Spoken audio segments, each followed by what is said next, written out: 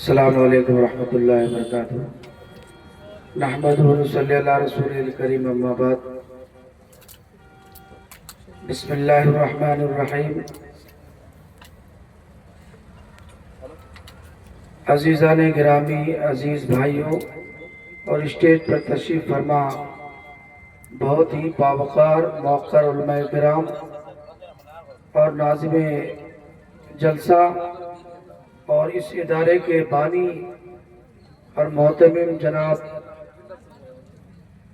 مولانا اطہر رضا صاحب قبلہ، اور سب سے بڑی بات یہ ہے کہ آج کے اس پروگرام میں اس اجلاس کا عنوان انہوں نے رکھا ہے علم و ادب۔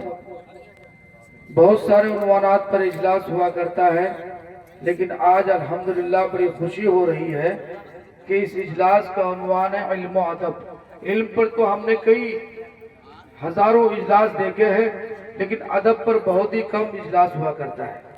یہ بہت بڑی بات ہے۔ جہاں علم ہو ادب نہ ہو تو علم بیکار ہے، اور بغیر علم کے ادب آ ہی نہیں سکتا، لازم و ملزوم ہے۔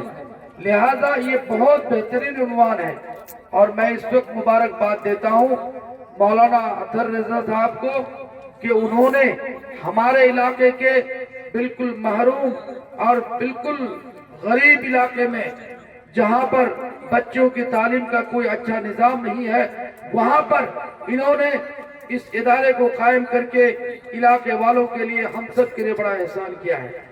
عزیز بھائیوں، آپ کو معلوم ہے چھوٹا سا بچہ ہو یا چھوٹی سی بچی ہو، جب ہم ادارے میں دیتے ہیں، اس بچی کو بولنا نہیں آتا، اس بچے کو بولنا نہیں آتا، اس کو بولنا سکھانا، اس کو چلنا سکھانا، اس کو پڑھنا سکھانا، اس کو ادب سکھانا، یہ آسان بات نہیں ہے۔ دنیا کا سب سے بڑا کام کہ بچیوں کو تعلیم سے آراستہ کیا جائے، بچیوں کو تربیت سے آراستہ کیا جائے، تاکہ وہ بچی ہمارے سماج میں ایک اچھی ماں بنے، ایک اچھی بہن بنے، جو ہمارے علاقے میں، ہمارے سماج کے اندر انقلاب برپا ہو جائے۔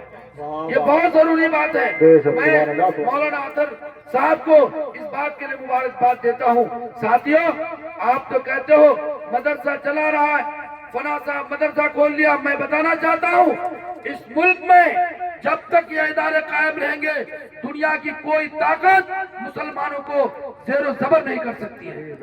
اور ان علماء کا، حفاظ کرام کا اتنا بڑا احسان ہے کہ رات کے اندھیرے میں فجر کے وقت ہم سب سوتے ہیں، لیکن وہ علماء کرام 4 بجے صبح اٹھ کر کے ان بچوں کو گرم نرم ٹھنڈا ٹھنڈا پانی سے، یہ بچے کوئی وضو کرتے ہیں، کوئی اپنے کپڑے دھوتے ہیں، اس کے بعد قرآن کی تلاوت کرتے ہیں۔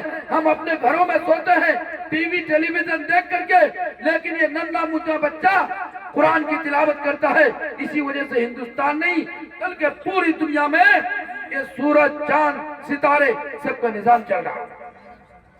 اس لیے میرے عزیز بھائیوں، ہم سب کی ذمہ داری ہے، خاص طور پر بھوگ ڈابر کے تمام نوجوانوں کا، کہ ہم سب کی ذمہ داری ہے کہ تنقید کے بغیر سب سے پہلے یہ مبارکباد کے مستحق ہیں کہ ہمارے علاقے میں، اس غریب بستی میں انہوں نے ادارہ قائم کیا ہے۔ میں اپنی طرف سے بھی انشاءاللہ جب میری ضرورت پڑے گی، مولانا اطہر رضا صاحب کو میں نے کہہ دیا، مجھے یاد کیجئے، میں انشاءاللہ حاضر ہو جاؤں گا۔ میں آپ حضرات سے بھی کہتا ہوں، جو ہمارے نوجوان چائے کی دکانوں میں، پان کی دکانوں میں گھوم رہے ہیں، ان سے میری گزارش ہے کہ علماء ربانین یہاں موجود ہے، اور ایک سے ایک نقیب ہے، ایک سے ایک شاعر ہے، آپ بازار میں گھوم رہے ہیں، یہ آپ کی بدقسمتی ہے۔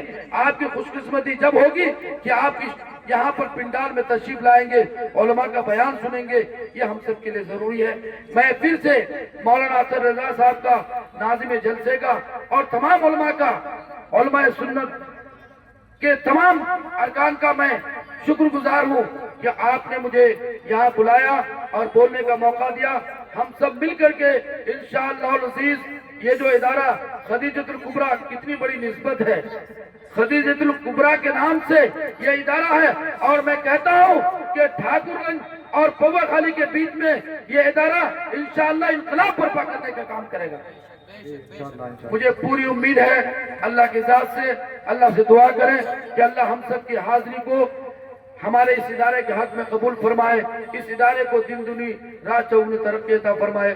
السلام علیکم ورحمۃ اللہ۔